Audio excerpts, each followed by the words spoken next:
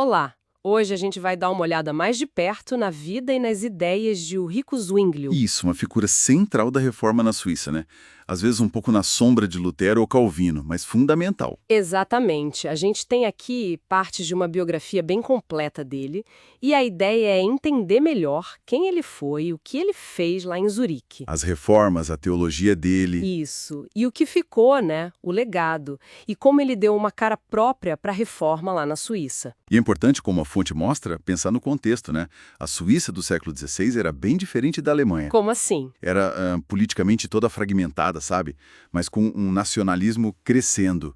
E muitas tensões por causa dos mercenários suíços, Zwingli surge nesse cenário bem específico. Faz sentido. Bom, ele nasceu em 1484, lá em Wildhaus. Origem camponesa, mas a família tinha um certo status local. Sim, não era uma origem pobre qualquer. E a educação dele foi crucial. Humanista, né? Viena, Basileia. A influência de Erasmo é bem marcada. Com certeza. E esse humanismo não foi só intelectual. Deu a ele as ferramentas, tipo, para ir direto nas fontes. As escrituras originais, grego, hebraico. Exato.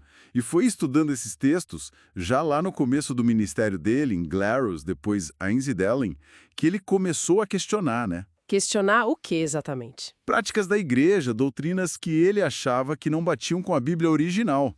A crítica dele vem daí, desse método humanista de voltar às fontes. E quando ele chega em Zurique, em 1519, para pregar na Grossmünster, isso fica bem claro. Fica.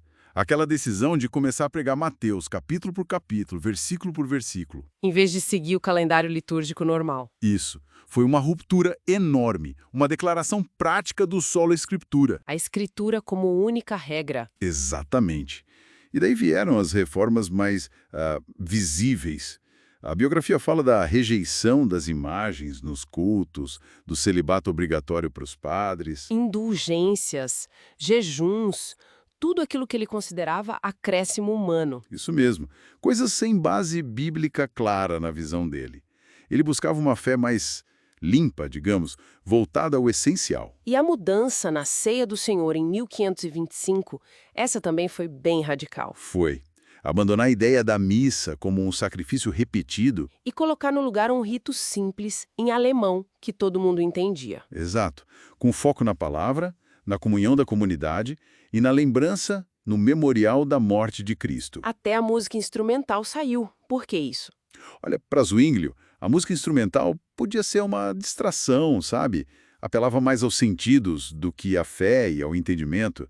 E ele não viu um mandamento claro para isso no Novo Testamento. Então o foco era total na palavra e na resposta da comunidade. Um culto mais Cerebral, talvez. sóbrio, inteligível. Isso se ligava à visão dele dos sacramentos em geral. Que não eram mágicos por si só. Não! Eram sinais externos, importantes, mas que apontavam para uma realidade espiritual interna e dependiam da fé de quem participava. Rejeitava o sacramentalismo, a ideia de que o rito funcionava automaticamente. Essa visão tão focada na Bíblia, claro, ia gerar atrito. Os anabatistas, por exemplo, qual era o problema ali? Bom, no começo, Zwinglio até simpatizou com o desejo deles por uma igreja mais pura, mais separada do mundo, mas eles discordaram feio em 2 pontos. Quais? Primeiro, o batismo infantil. Os anabatistas rejeitavam, queriam só batismo de adultos conscientes. Zwinglio defendia o batismo infantil como sinal da aliança ligado à comunidade. E o segundo ponto, a separação radical entre igreja e sociedade. Os anabatistas queriam comunidades totalmente à parte. Zwinglio não. Ele pensava numa cooperação. Cooperação entre a Igreja Reformada e o governo de Zurique? Isso. Ele meio que imaginava Zurique como uma comunidade cristã unificada, onde a lei bíblica deveria guiar a vida cívica também. Uma cidade cristã. Interessante essa visão. E a outra briga famosa foi com Lutero, claro, sobre a ceia. Ah, sim. O colóquio de Marburgo em 1529. A tentativa de unir as reformas alemã e suíça. Que não deu certo. Por quê? A diferença era tão grande assim? Era o ponto central da presença de Cristo na ceia. Lutero batia o pé numa presença real, física, corporal de Cristo no, com e sob o pão e o vinho. E Zwinglio? Zwinglio, lendo João 6, O espírito é que vivifica, a carne para nada aproveita, defendia uma presença espiritual. Cristo estava presente pela fé da comunidade reunida, mas seu corpo físico estava no céu, à direita do Pai. E não conseguiram chegar num acordo. Não. Essa diferença foi intransponível em Marburgo e acabou selando a divisão entre as duas grandes correntes da Reforma. E essas tensões todas não ficaram só na teologia, né? A política suíça entrou forte nessa história. Entrou com tudo. Conforme as ideias de Zwinglio ganhavam força em Zurique e iam para outros cantões, isso mexeu demais no equilíbrio de poder da Confederação Suíça. Os cantões católicos reagiram. Claro, se sentiram ameaçados, política e religiosamente. E ainda tinha a questão das alianças com outros países, o dinheiro dos mercenários que Zwinglio criticava. Tudo isso virou um barril de pólvora religioso e político. Que acabou explodindo e levou à morte dele. Infelizmente. Na Segunda Guerra de Capel, 1531. Ele morreu em batalha, como capelão das tropas de Zurique, lutando contra a Aliança Católica. Uma morte em combate. Isso gera interpretações diferentes, imagino. Gera. Para muitos seguidores, foi um mártir da Reforma. Para outros, levanta questões sobre essa mistura tão grande que ele fez entre ser líder religioso e agir na política e até na guerra. Considerando tudo isso e que ele talvez não seja tão famoso mundialmente quanto Lutero ou Calvino, qual a gente diria que é o legado principal de Zwinglio? Olha, o legado dele é muito forte, especialmente na tradição reformada suíça e em partes da tradição reformada global.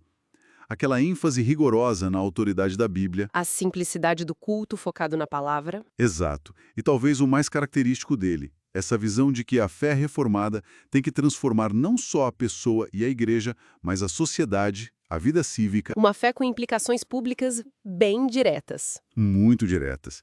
Ele foi chave para moldar um tipo de protestantismo que valoriza muito a sobriedade, a ética na comunidade e essa responsabilidade pública do cristão. Então, para resumir, Zwinglio foi esse reformador super focado na Bíblia, que buscou simplificar o culto e viu uma ligação muito forte entre a fé e a vida pública lá em Zurique. Perfeito. E isso, pensando bem, deixa uma questão interessante para a gente hoje, né? Qual? Essa conexão forte que Zwinglio fez entre reformar a igreja e organizar a cidade, tentando moldar a sociedade pelos princípios bíblicos. Que tipo de reflexão ou até de tensão isso traz para a nossa discussão atual sobre o lugar das convicções religiosas na esfera pública?